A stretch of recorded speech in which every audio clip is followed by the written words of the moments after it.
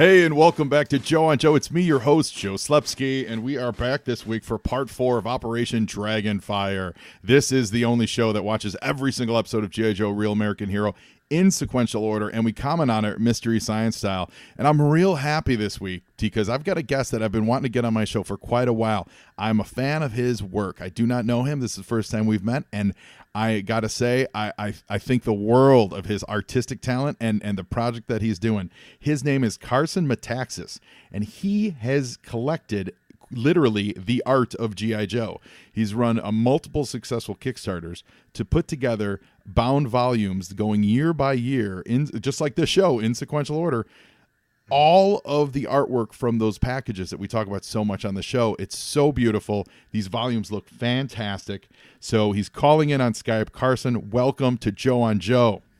Thank you, Joe. I appreciate you having me, man. You did a really good job with the pronunciation of Mataxis there. So. All right, man. Well, it literally sounds like it should be a Cobra villain.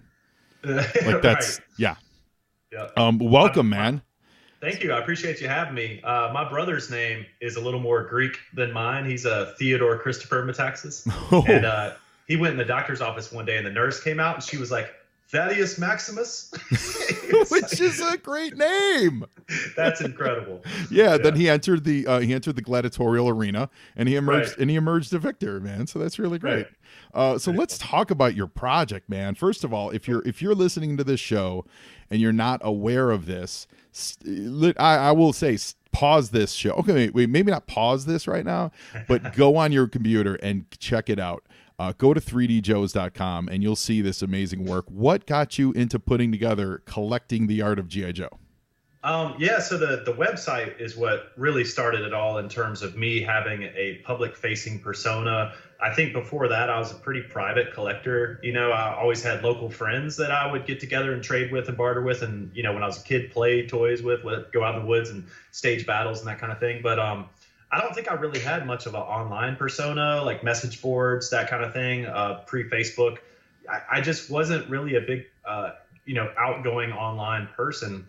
And then I participated in a Kickstarter back in 2012, and it was for the ArcSpin 360 photography software. Okay. And as soon as that Kickstarter went through and that was delivered to me, I was like, well, this is it. I'm going to have to build a G.I. Joe archive, because I had the technology in hand. And I mean, just seeing those 3 3/4 figures on this little rotating Lazy Susan getting to kind of move around them, I just knew it was a totally different kind of new way to archive toys. Yeah, and I truly believe in that as a great way to archive. And so I just got to work and started building it. And I pretty much immediately, set up profiles on all the message boards as 3D Joes and joined some Facebook groups. And those have just been getting more and more prevalent, obviously, over the last few years. And really started getting out there and trying to interact with people and, become a more vocal part of the community. So it's not that, this was 2012. I had been diehard collecting G.I. Joes again since I saw 25th in Target back in 2007. And I collected them hardcore as a kid because my dad was an Army guy. And I was just, I love G.I. Joes. He was gone a lot. I was playing with my toys. There were little personifications of him, Yeah. And, was he one of the soldiers? Did you rename one of the Joes? He is Lieutenant Falcon. No joke. My dad was the executive officer of the 3rd Special Forces Group out of Fort Bragg, North Carolina in 1987 when Lieutenant Falcon came out. Oh, my gosh. Yeah, so, like the file card is my dad. Oh, that's crazy. That's great. So your dad is Don Johnson. No. My dad is a responsible, monogamous man. He's not out chasing tail and causing security violations. Oh, that's great. I mean? Has he retired? Is he still in the service? Yeah, no. So he was in for 28 years.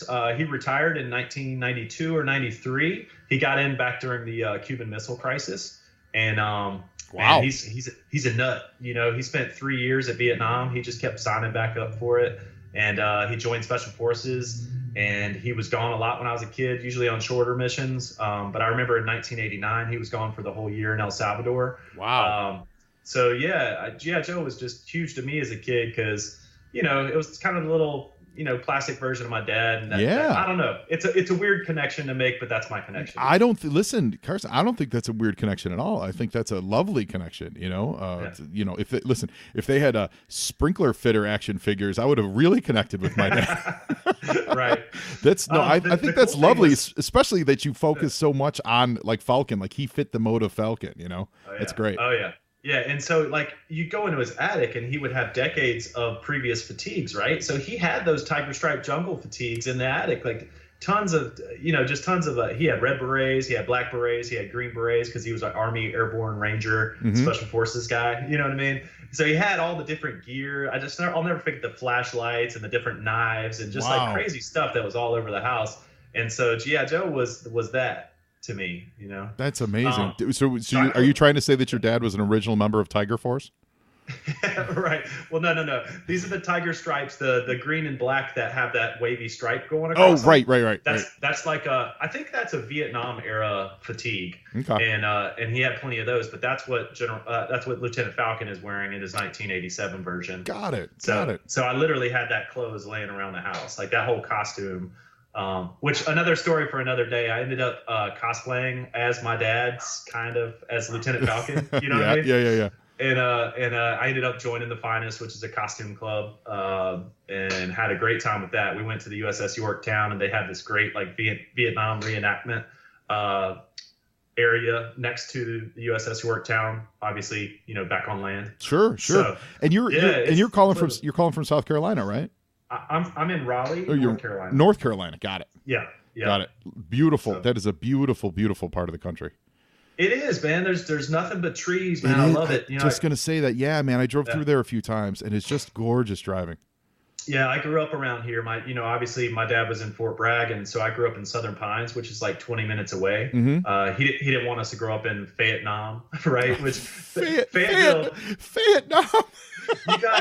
You've got all these young 20-somethings that are like privates in the Army, and they've got money for the first time, and they've got no parents watching over them. So you get pawn shops. You get pawn shops. You get let's just say entertainment venues. I know this is a family friendly. Yeah, sure. You get entertainment venues. You get pawn shops. You get comic shops, which is cool. So I used to go over there to Dragon's Lair and get my comic book fix. We didn't have a comic shop in Southern Pines. It's a little smaller.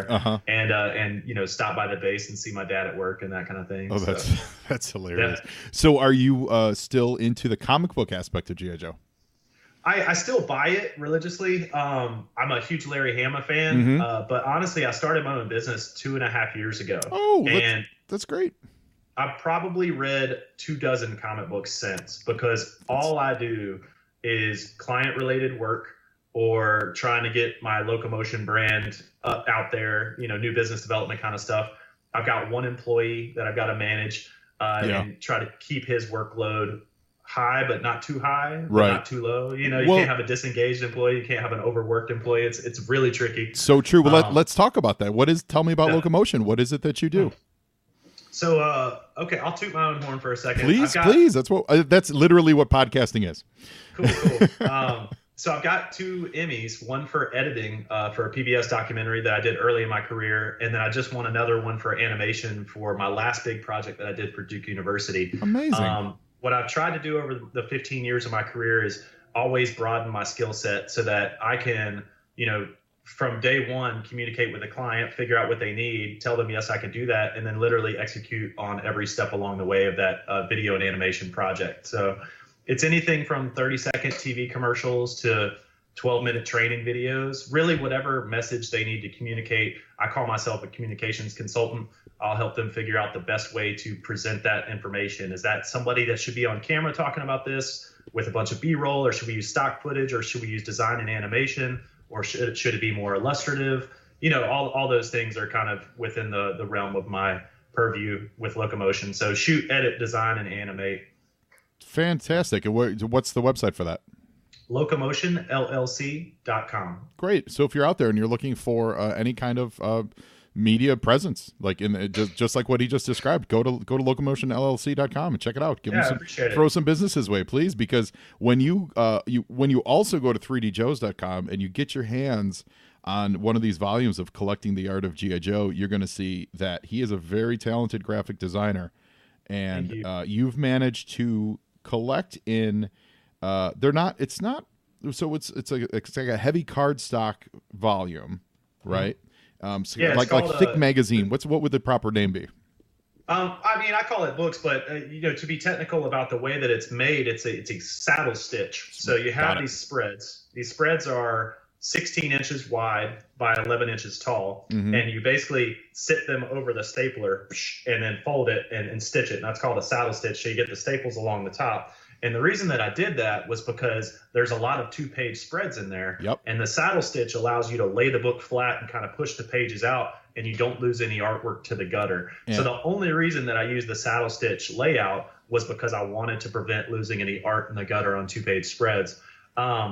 So that limits you, though, to 78 pages per volume, which has worked fine. It's just the volumes are getting more and more packed with stuff. Because I think the first volume was only 70 pages. And it was, I've got the numbers on the Kickstarter, and I hate to just generalize, but I'll just throw it out there. I think the first volume was maybe like 70 pages and 120 images or something like that. And the new volumes are 78 pages and more than double the number of images, right? So we're just cramming a ton of imagery in there. And not only that, I'm writing a lot more. I've been doing a lot of research and interviews and that kind of thing. I've gone to Kirk Bazigian, the old brand manager's house. Guy Cassaday is a premier vehicle designer. Ron Rudat, who designed the first 115 figures. Larry Hama, who's written all of the comic books from 1 to, we're coming up on 250. Yep. And, so I've sat with these guys. I've talked about their process, what they created, what their role was. And I try to work. I also met with Ed Morrill recently, who's a packaging designer guy. He was involved with the brand for 20 years, and he was doing packaging. He was with Werben Morrill out of New York. They were the packaging company. And so all of that research is being, plugged into these books. When I started out, I didn't want my voice to be too dominant. I really wanted it to be about the artwork. But, I've been encouraged to include my voice more, and I certainly have a lot to say about it. And I've been doing a lot of research, not only for the books, but for 3djoes.com. And so, it's just, man, they're just more and more chock full. Like when I look at volume 1 and then I look at volume 4, I'm like, holy, there's so much more in volume 4. Yeah, it's it's funny you say that about your voice. You're right. I got the first 3 when I first found you. I got the first 3 all at once for your third Kickstarter, and and I did see the evolution. I saw that the first one was primarily just here's images and they're beautiful high-res images of basically all the packaging. And I've enjoyed seeing the growth, like you say, like giving a little more textual context to what we're seeing. Volume 5 is going to be continuing that trend. That's already written. There's a full 78-page preview for Volume 5 up on 3D Joe's as well. That's awesome. So you just completed the Kickstarter, and this time you did a Volume 5 and 6 combo one.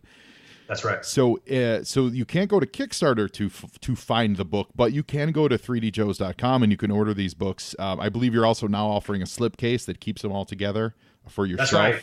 Yeah, so the Kickstarter was amazing. It was the first Kickstarter where we didn't do posters, and the stretch goals, instead of doing posters, was doing the final volume and then doing the slipcase to hold all 6. And we blew right through both of those. So we're gonna do it, man. We're gonna finish the mission, which is crazy because we started this 3 years ago. Wow. Just with the books 3 years ago, with the website more than 5 years ago. That's so amazing. It's just so smart with the slipcase. A lot of comic book publishers are doing that these days too. Like they did it with Dark Knight, and it's so smart because people want it on the shelf. They want it to look good. They want to be able to show it off to friends. Yeah, that's right. And it feels more like a coffee table display that way. And this isn't going to be a cheap slipcase. This is going to be cardstock. Like this is going to be a thick, robust slipcase that they will all 6 be shipped inside of. So good. And so he doesn't just do like the action figures. He's got, I'm looking at, today I actually have out for us to look through because it deals with the characters we're going to watch today. I've got volume 4 out. And in the back, he's got the G.I. Joe crayon case, with built-in sharpeners. You got the battle-ready toolkit, like a little mini toolkit for kids to use. Things like that. You've got you've got the actual prose novels, the Choose Your Own Adventures, and the actual regular novelizations that they did of all these stories. So you're really thorough with this. This is everything. I challenge anybody out there that's listening to share a piece of painted artwork that is not included in those volumes with me, and I'll give you a free set of posters. Okay, you know that's it. Gauntlet's been thrown down. I don't think anyone's going to win, but because I want to be sure that these are complete volumes, and that has been my goal all along. And as far as I know, they are complete volumes. So obviously I started with the premier research website related to G.I. Joe, which is yojo.com. Yes, absolutely. And, pillaged every piece of painted artwork that I could find on there, and then continued to search and reach out to people and just try to create as comprehensive of an index as possible, and then chase it all down. I mean, we've got to have this stuff in hand to correctly document it, right? 100%. It was so important to an entire generation of people. G.I. Joe will return after these messages. Today's Filecard features on the Cobra Urban Assault Trooper, codenamed Alley Viper. The Alley Vipers are the Cobra equivalent of a police SWAT unit or British SAS, the Special Air Service. They form the spearhead of Cobra's inner-city invasion forces. This elite contingent of marauders are true masters of brutality, possessing a style of ruthlessness not present in other Cobra soldiers. Recruited from Cobra's most diabolical combat divisions, Alley Vipers use various forms of treachery to achieve their objectives. In order to graduate from their training program, they are required to survive a full burst of machine gun fire across their frontal body armor, execute a 30-foot jump onto concrete with full combat load, and run down a 100-meter gas-filled corridor without a gas mask. Quote, Alley Vipers are big and strong as well as ruthless. Their body armor alone weighs 50 pounds, and they carry at least 30 pounds of weapons, ammo, grenades, and climbing gear. You definitely don't want one of these guerrillas running up and kicking your door down. Alley Viper, of course, has been a major star of this DIC era, and we talked a little bit about him today, how I never personally warmed up to him. I like his file card, so I like what they say about him, that these guys are just bad dudes, and they're the toughest of the tough. I love the initiation that gets shot across the chest. However, all of that breaks down when you look at the actual toy. I'm sorry, the toy is crazy. He's bright orange. Is that supposed to like be brick? Like he's supposed to blend in with like urban bricks maybe? And then you've got his shield with, it's got holes in the middle of it, I guess, so he can see, but it's like a little riot geary kind of thing. He just looks a little too garish for me to really get behind, but I love the idea. The total package doesn't work for me. However, though, I'm in luck because just a brief searching of Alley Viper and they made 14 different versions of the Alley Viper. I think version 4 from 1997 might be my favorite. It's purple and white, but there are blue ones, there's red ones, there's multiple orange ones, there's yellow ones. And so for that, oh, wait a minute, 2010 Alley Viper 13, that's amazing. So you know what? Because of that, because they recovered from that first disastrous figure, I'm all for Alley Viper. I'm a fan now, only because they recovered. So Alley Viper, Cobra Urban Assault Troopers, we salute you. Now back to G.I. Joe. So yeah. I love that. Like you said, what was the phrase you used earlier? Not document, but like archive. That's it. You know, it's archiving it. It's so important, absolutely important. So if we haven't sold you on getting your hands on one of these collecting the art of G.I. Joes, I don't know what else I can say right now. Just go to 3djoes.com, find them on Facebook, Twitter. You've got a YouTube channel. It's all 3D Joes, Twitter, Facebook, Instagram. Find them there. Reach out. Say hi, and more importantly, get your hands on these books because they're absolutely fabulous. Go find me on Twitter at JoeOnJoePod. That's Facebook, Instagram, Twitter, and send me an email to joeandjoepod@gmail.com. Let me know if you want to be a guest on the show. If you love these books and you want to say thank you for turning me on to Carson's books because they're amazing, I'd love to hear from you. We just finished up our January contest. I'm going to have the results and the winners out shortly, so that's exciting. And thank you mostly for listening. So today we're going to watch Dragonfire Day 4. Carson, are you ready to watch Dragonfire Day 4? As ready as one can be. Yeah. I didn't say are you looking forward to watching Dragonfire? Hey, I think I might be able to give you a little historical context that I don't, maybe or maybe not the previous three guests might have been privy to. Sure.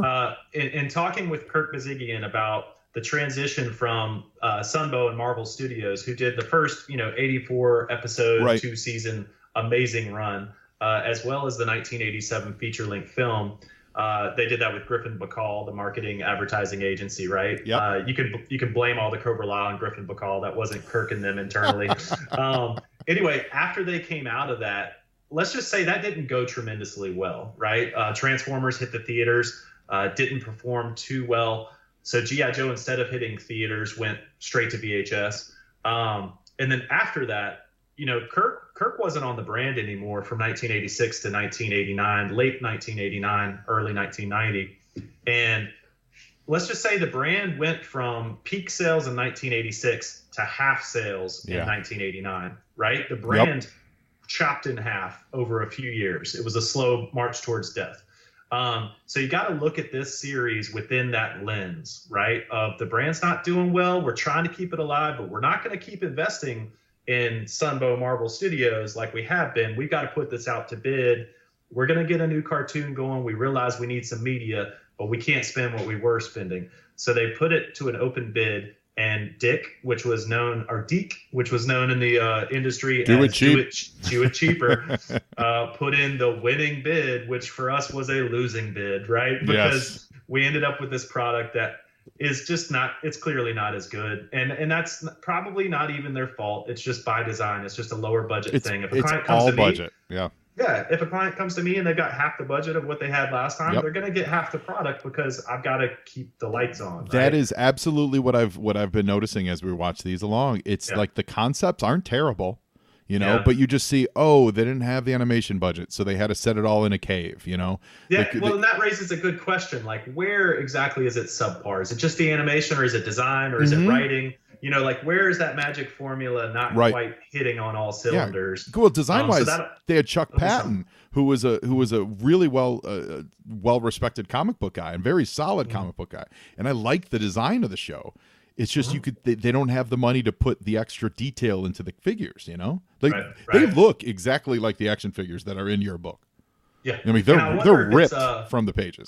I wonder if it's like storyboarding, right? Sure. When I'm doing an animation, you decide what's the tempo of that animation going to be. How often are things going to change? How many different things do we need to illustrate? And you can do a boring, slower, cheaper animation, or you can strive to have things constantly changing and always be doing something of visual interest. And it's just going to take a lot longer. So I'm wondering, was it the vision up front? Like the writing was maybe okay, but then at the storyboarding stage, they were like, no, you can't do that. You can't do that. You can't do that. And just kind of reining it in. It'll be interesting to watch this from the perspective of where were they trying to cut costs. Well, one of my hopes is Chuck lives out here. I see him at Comic-Cons quite a bit, and when I met him a couple times, and I didn't realize that I hadn't gotten to this part in my G.I. Joe knowledge. I didn't realize he was the man on this season. So my hope is to catch him at a con and actually get him on the show and just be like, listen, I love your work, but what happened? Right.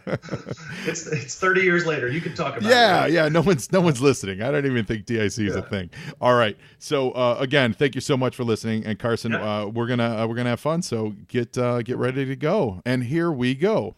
All right, logo. Yep, you got it. And even the logo. So if you look, even the logo looks, like it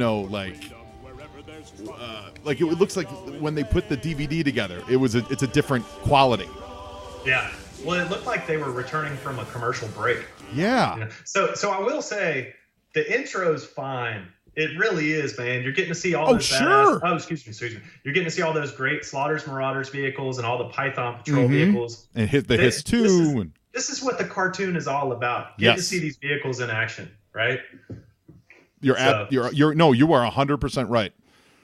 And it starts off exciting. Yeah, it does. And it's highlighting everyone's new looks. Yep. Everything that you're in store for. Right. And then the show starts. Yeah, and it just comes crashing to an end. Yeah. So this is kind of the storyboarding part, right? That intro didn't seem to be just a collage of scenes. It seemed to be a storyboarded. For the most part, yeah. At the end, though, that last scene that they use in it is weird. It's just him talking. It's just him talking to an old Tibetan man. So, this old Tibetan man is now forever enshrined in the opening credits of G.I. Joe. Right. It's as if he's an adjunct member of the team that they call on. He's an advisor. Yeah, he's an advisor. Love this music, man. The music's great, and we start. From last time, Scoop was just revealed to the Joe team as being a Cobra spy. You've got Low Light kind of handcuffed, shackled to Scoop, kind of like a little Midnight Runish, and they're making their way out of this Cobra temple. where they're being chased, of course, by giant monkey men. Because, as one does in G.I. Joe. You know. Oh. Here's the deal. If Scoop really had tripped on actual, and this isn't a knock on DIC, this is just cartoons. If he had tripped like that on a staircase, his wrist would have snapped. One of their wrists would have just snapped. They're shackled together by handcuffs. Oh man, those monkey men are bad. Oh my God. And is that Firefly's green phone? Yeah, pretty much. Yeah, I think so. I like this though, that he has Mutt sabotage the vehicles so that Cobra can't use them. That's a cool move. I feel like we haven't seen that a lot on the show. Alley Viper's a great design. You're not a great Alley Viper fan? Is it just the color? I feel like it's the color. Yeah. And he looks like he's made to be in water or something, and I don't know. Alley Viper's always been weird to me. And why just the alleys? Why is he only roaming the alleys of the city? Why not City Viper? You could have called him Urban Trooper or something. Yeah. This is an amazing, like, Naugahyde insane moment, like, of Naugahyde just being so, I'm going to kill everyone. We shoot down those trees. And what do you think of Cobra Commander?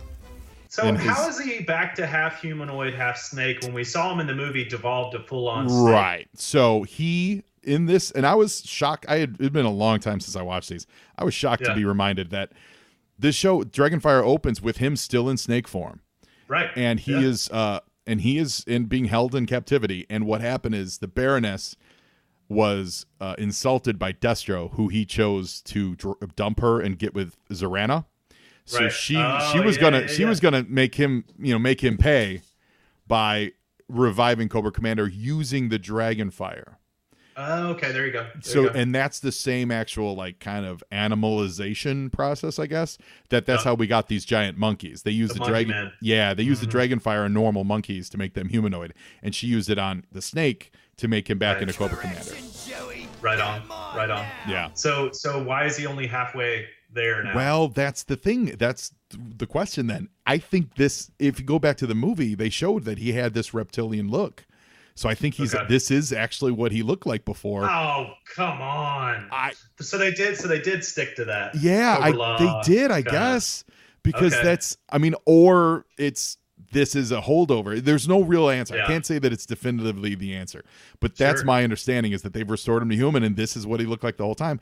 And that jives with that. There was a scene in an older episode where Destro saw him eating and was grossed out by it, and it would make sense. And if you use the evidence in the Transformers crossover, where he's Old Snake, and it's years in the future, they show his hand, his skin, and it absolutely is like snake yellow. It's not flesh. Wow. It's not flesh colored at all. It is a yellow hand. So I think in canon, as much as we may be turned off by it, we got to say he was a snake man. For continuity, for cartoon continuity, I think that makes perfect sense. Yeah. I think the cartoon was the first thing that sucked me into G.I. Joe. But I quickly, discovered the comic books, and I think Larry Hama's continuity became my G.I. Joe. Yeah. As opposed to, like when I would play with the toys, I would picture the Larry Hama Marvel run. Agreed. Not so much the cartoon. The cartoon's fun. Don't get me wrong. But yeah, so in my world, Cobra Commander is not a snake humanoid kind of guy. I completely agree. He's always going to be a used car salesman. Yeah. Always. Yeah. Now, we was talking with one of our guests who's a massive Cobra fan, and Paul Galliano, and he hates this Cobra La version. And my answer is, you could do it where he was sent from Cobra La, but then in order to ingratiate himself into society, he became the used car salesman. And on the cartoon, we see nothing. Everyone's always using face masks, right? They're always ripping masks off. So why couldn't he have worn a human mask to get along in society while he built Cobra up? So I think that's my Marvel No Prize version. Okay. Yeah. But that's me doing backflips. Man, I love some of these character designs. I had that Stalker version too. Because I got into collecting in late '85, early '86. Yeah. And so there was no way I was getting a 1982, 83 Stalker, Right. So by the time that Stalker came around, I was so happy to have him. and then seeing him in this cartoon. Like I know there's another scene where he actually uses his little kayak in the water. He did. It was the second episode. Yeah, he did. Yeah, he used a lot. So it's cool, man. Like the cartoon still scratches that itch of wanting to see your toys in action. 100% agree. I love that we have Naugahyde just literally driving around the jungle, not flying in a Conquest X-30, driving a Conquest X-30. And how many missiles does he have? You know? Oh yeah. All right, here's the big reunion. Yeah, this is what kind of handshake is that? That's pretty interesting. It's kind of cool. Yeah, I feel like at JoeCon, that's how everyone should greet each other. That's got to happen. A little rap of the fist. Yeah. Oh, and this is important because we had Naugahyde stealing those X-30s. That's what they're going to use to make these the Python Patrol. Pythonize it. Yep, we're about to Pythonize it. Absolutely right. This was used in the commercial. Now, here's an interesting point. Was this redrawn for the commercial, or is this going to be a higher level of quality? So here's an interesting tidbit. You might already know this. Okay. Sunbow and Marvel, although they lost the contract to do the cartoon, they kept the contract to do the animations for the commercials. Mm-hmm. Okay. So the commercial animations are really high level animation for the duration. They switched to live action a couple of years later, like 91, I think. Yeah. But the cartoons from 86 to 90 or whatever are really high quality animated commercials because Sunbow and Marvel was still doing them. And for the Python Patrol, they reenacted this scene? This scene is definitely in the commercial. I'm wondering if it's excerpts from this episode or if it's redrawn. Well, I'll tell you what we'll do. I can't remember. I was earlier in the run of this podcast, we were airing the audio of all those commercials. I can't remember if we did it, but I will find it and I will attach it to the end of this episode, so we'll know for sure. Cool. This is great. Copperhead giving him the outfit, and nice. You may not love this outfit. It's grown on me over the years, but I'm good with it. But what I love is that we get an in-continuity reason for the change. Mm-hmm. Like we're seeing the genesis of all these looks that Copperhead becomes Pythonized, and why does Cobra Commander need this crazy armor? Oh, either he designed it or maybe it's some kind of life support or something because he's half snake now. Yeah, that from my childhood brain, like I loved that. This building a bigger universe. And you can see like the reptile eyebrows underneath through the holes still. Yeah, it's pretty cool, man. Yeah, it's a good look. Oh. Wow, that robot arm, that's like Tony Stark's robot arm in the Iron Man movies, the one that's like kind of sentient and makes jokes with him. That's what's going on here. I don't know. I'm looking at your book and you've got all of the Python Patrol, and frankly, and it's what's great. I don't know if you did this on purpose based on the order of like the DIC stuff. But you've got the Python Patrol on one page, and then the next page is all the Slaughter's Marauders. Yeah, so I go through chronologically, and what I do is I put the mainline carded figures together, and then I do the subgroups together, right? So that was the way that it worked out chronologically to put those subgroups side by side. Just kind of dumb luck. Mm-hmm. Well, it's great for this miniseries. I'm always chronological and alphabetical. Oh my God, we're the same person. That's exactly how. That's totally it. And looking through your book, like it's so funny because for listeners, if you're not aware, one of the ways that did you see how fast he changed there? Oh yeah. Sorry to interrupt. No, it's great. It's so great, and also his is also cool. We've rarely get to see like guys disguising themselves, like to go undercover in this case, you know. We got Flint in a Cobra outfit. They released that figure. That was pretty awesome. Yeah. It was a rare thing. It was like when Han and Luke went dressed as stormtroopers, and then they came out with that action figure. You were like, oh my God, that's the best action figure ever. Yeah. And same thing here. Oh, Lowlight's masquerading as a Cobra guy. So one of the things that G.I. Joe, the toy production side, did to maximize profits and minimize costs was they already had the models, they had the molds for all these figures. They had Footloose, Barbecue, Lowlight, etc. And they realized, and I think the first one was Night Patrol, right? Or was it the South American Operation one? Yeah, Special Mission Brazil. And that was the first Toys R Us exclusive figure deal, right? Okay. But they had done Sears exclusives. And I think that was the first Toys R Us exclusive period. Like you could put a period on that statement. They came to Kurt Bazigian wanting a Toys R Us exclusive like late in the season. They already had those figures tooled up. And so all they had to do was re-release them with different colors, do a different run with different colors. And then they took pieces and parts from other figures and created Claymore. So they didn't have to mold anything new for that either. Right. So, yeah, that was the first kind of in-store figure, multi-figure pack, re-release, re-deco kind of subgroup. And it's so smart because it saves them a ton of money. And for us, it does give us more adventure to play. You know, like now they're the subset. In this case, on these episodes, it's Slaughter's Marauders. So they're all wearing blue and green and brown. You know, the Python Patrol is all, yellow and green checked. You know, I guess it's supposed to be snake scales, really. I guess, that's the look they're going for. Yeah, it's definitely got a scale look to it. Yeah. And it's a fantastic way to build your collection, and for Hasbro to not go bankrupt risking new characters. Yeah, well, it basically allowed them to get a couple more years worth of profitable shelf life out of previously made molds that were no longer in use.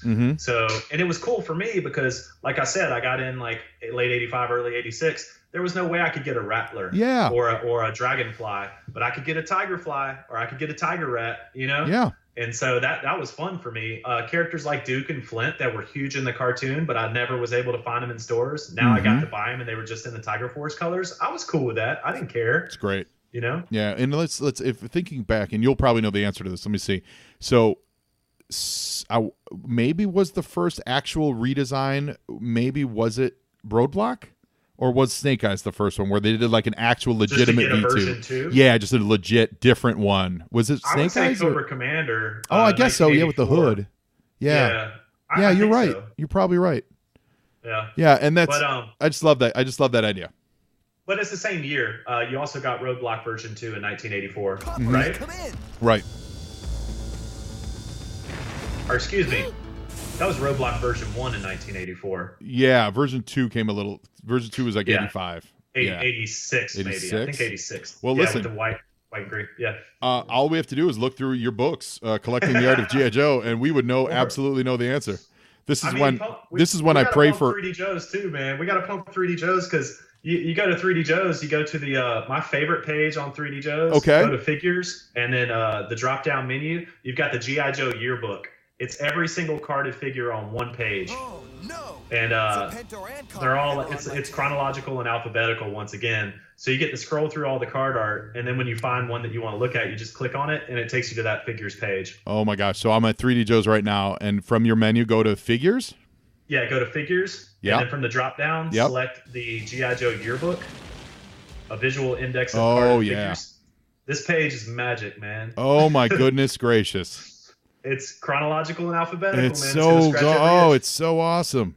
It's not It's so great. And so we're gonna answer that question right now then. So the first one, actually the first V2, depends on when Hooded Cobra Commander as a mail away came out, but the first actual on card like V2 version would have been Snake Eyes. Yeah, Snake Eyes, 1985. Yeah, that's right. Yeah. So Hooded Cobra Commander was a mail away release in 84. So first mail order, second version. If you want to kind of split hairs though, I would say that the first redeco re-release Cobra Officer in 1983, we got Tan Grunt, who was the Falcon Glider pilot. You're right. Remember? Yes. And we also got Silver Pads Grand Slam, who became the Jump pilot. So the first year the Jump was sold by itself. The second year the Jump was sold with Silver Pads Grand Slam, but we had already received Grand Slam the year before, right? You're totally right. So 1983 is when they started doing different paint apps. Oh, I love it. And re-releasing. I love it. Yeah, your website is strong, man. It is. Thanks, man. It's got a lot of good images. So, oh my goodness gracious.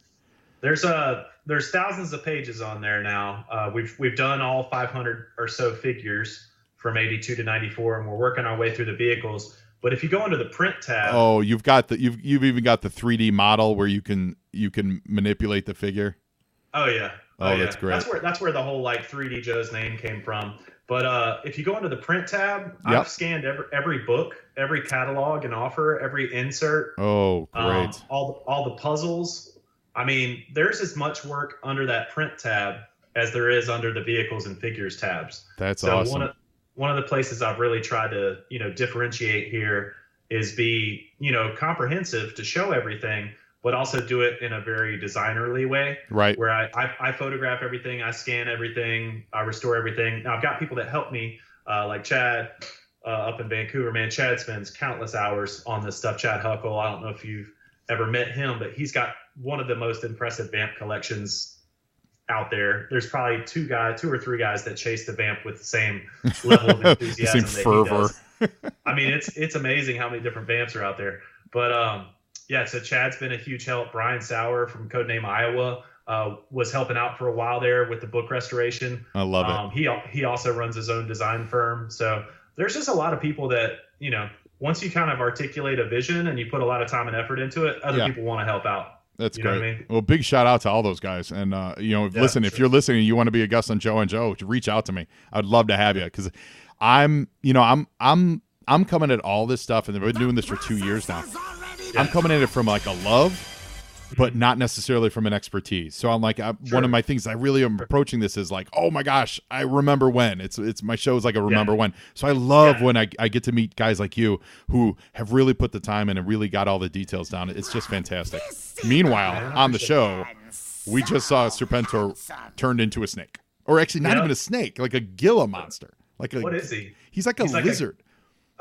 He's like a weird lizard thing, and yeah, and again, I haven't gone forward. I am watching this along with everyone.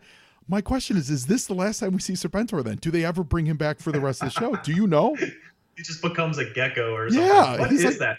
He kind of looks like that He-Man bad guy. Or Thundercats. He totally does. Also weird, Naugahyde just wanted to eat Serpentor. He literally said, let's barbecue this former human and eat him. He's a big game hunter, right? He really is. Naugahyde's thing was that he was like a big game hunter, so he saw that and he's like, I've never eaten one of these. Yeah, he's the Dreadnought poacher. And whatever kind of lizard he was, he still had like the side of his head cowl, like the cobra snake cowl thing. That was, I really hope he comes back on the show. I have no idea if he does. Yeah. But oh my gosh. So they are Pythonizing so awesome everything. Yeah. Destro version 2 with the gold head, man. Yeah, it's so great. Coming out. He's awesome. It's so great. At least he hasn't gone full pimp daddy yet. No, not pimp. That'll come later. Not pimp yet. So Carson, wait, why did Baroness just hug him? Well, because she's mad about Zorana. She said, "I will only come back to you if you dump Zorana." And okay. So he's like, so they cut it to Zorana real quick, and she's like lounging on a couch. Which is a shame because they built her up in the previous season on the Sunbow stuff.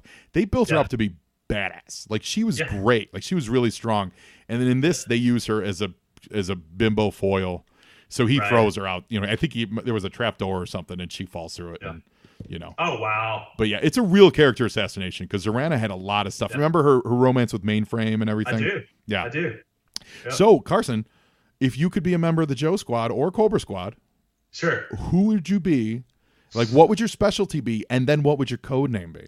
And I mean, it's funny because this whole mini series portrays Scoop as a traitor, which is very unfortunate because I'm a video guy, right? Like half the time when I'm not in this office doing like editing and animation and design and stuff, I'm out shooting. So I've got a shoulder rig, I've got a Steadicam rig, Okay. I'm out there with my gear, so I totally would be like a Scoop type guy. Okay. And that. You might just see me as Scoop one of these days here in the future. Oh, a little cosplay, you're saying? Maybe a little bit. Love maybe that. If I go west to Chattanooga, I might be wearing yellow. We'll it's exciting. It's exciting. Yeah, it'll be fun. But anyway, I've been going around and filming some stuff lately, making some G.I. Joe related videos. So I've done these video series called 3D Joe's Cribs, and I went to Larry Hama's place. Awesome.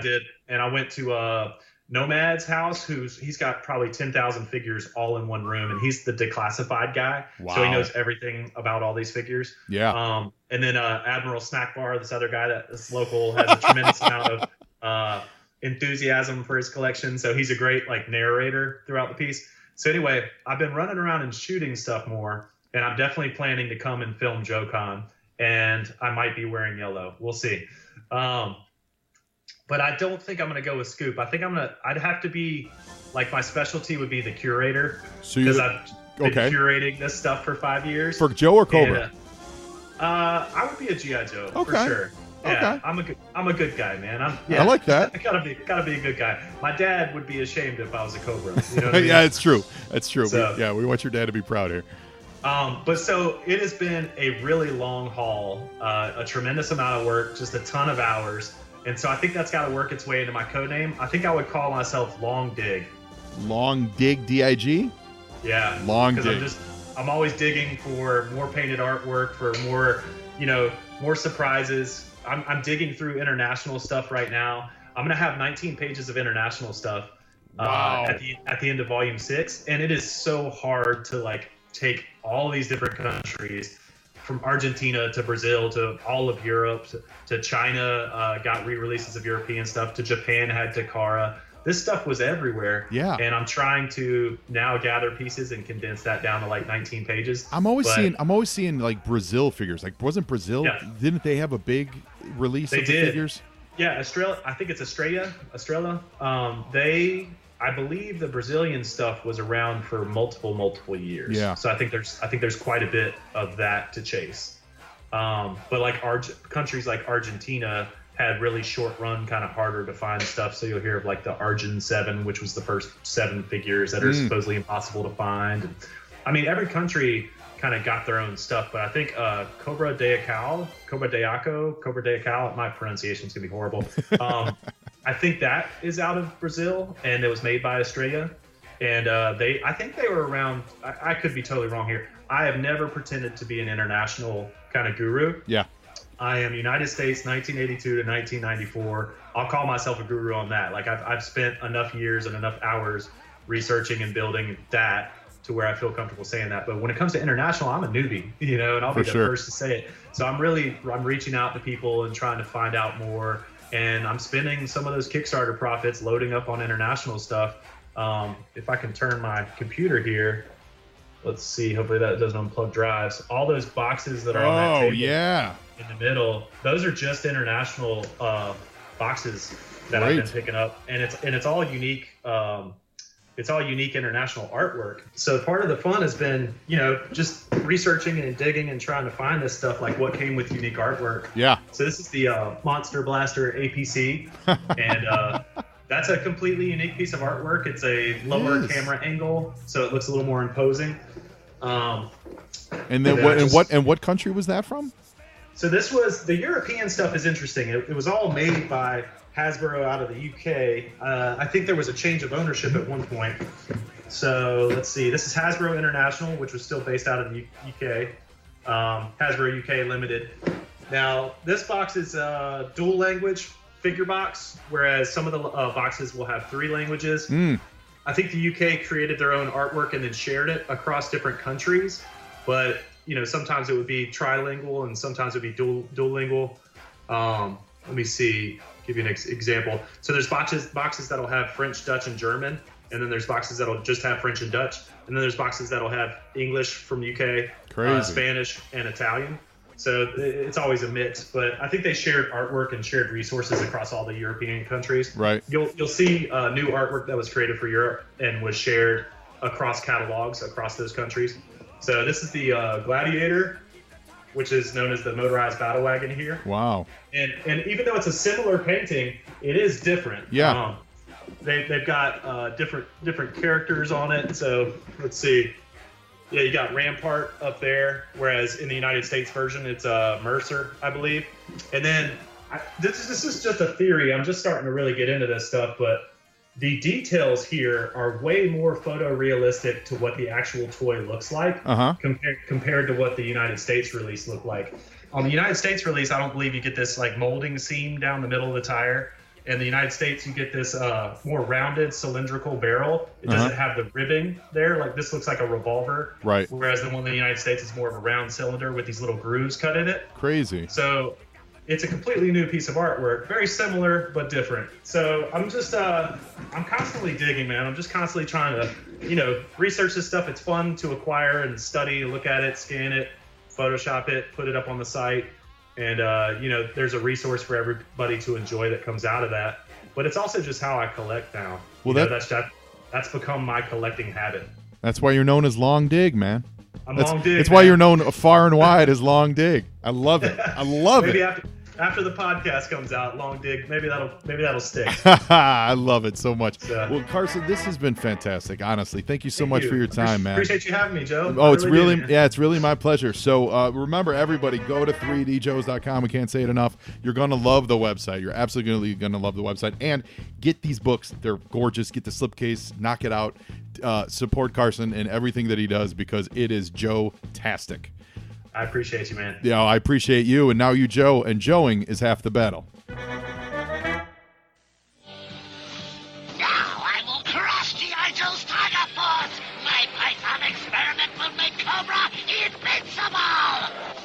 Python Patrol! Python Patrol! Cobra's on the attack with Python Patrol! Python Patrol! Attack!